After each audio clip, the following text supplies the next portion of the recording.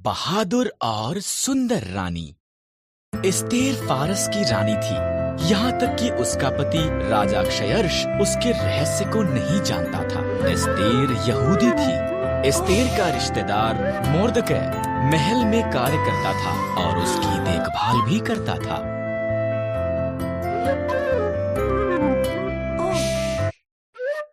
राजा क्षयर्ष के सलाहकार हामान ने एक बड़े इनाम को प्राप्त किया। वो बहुत घमंडी था। मोर्दकै के सिवा हर कोई उसके आगे सिर झुकाते थे। हामान अपमानित हुआ। उसने मोर्दकै और सभी यहूदियों को मारने की प्रतिज्ञा की। हामान ने क्षयर्ष को बताया कि यहूदी खतरनाक थे और उन्हें मारना चाहिए। क्षयर्ष सहमत हो गया और उन्हें मारने की एक योजना बनाई। मोर्दकै डर गया था और रानी एस्तेर को ये संदेश भेजा।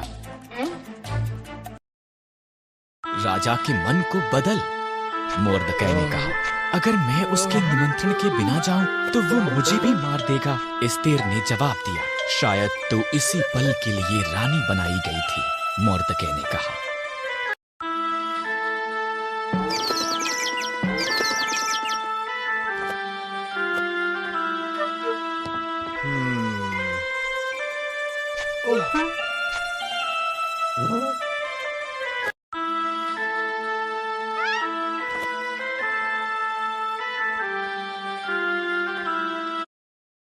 एस्तेर साहस के साथ ये प्रयास करने के लिए सहमत हुई। वो सिंहासन के कमरे में गई। राजा क्षयर्ष उसकी सुंदरता से चकित हुआ और उसे अंदर निमंत्रण दिया। क्या हम हामान के साथ रात का खाना खा सकते हैं? उसने पूछा।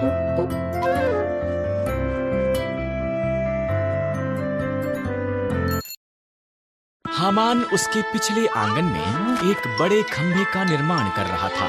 उसने इस पर मोर्दकै को मारने की योजना बनाई थी। तब राजा का निमंत्रण आया, इसलिए हामान रात के खाने के लिए महल में गया।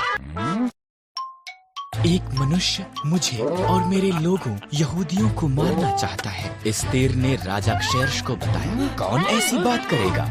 उसने पूछा। दुष्ट हामान। एस्तेर रोई। हामान, सिपाहियों, उसे मार दो।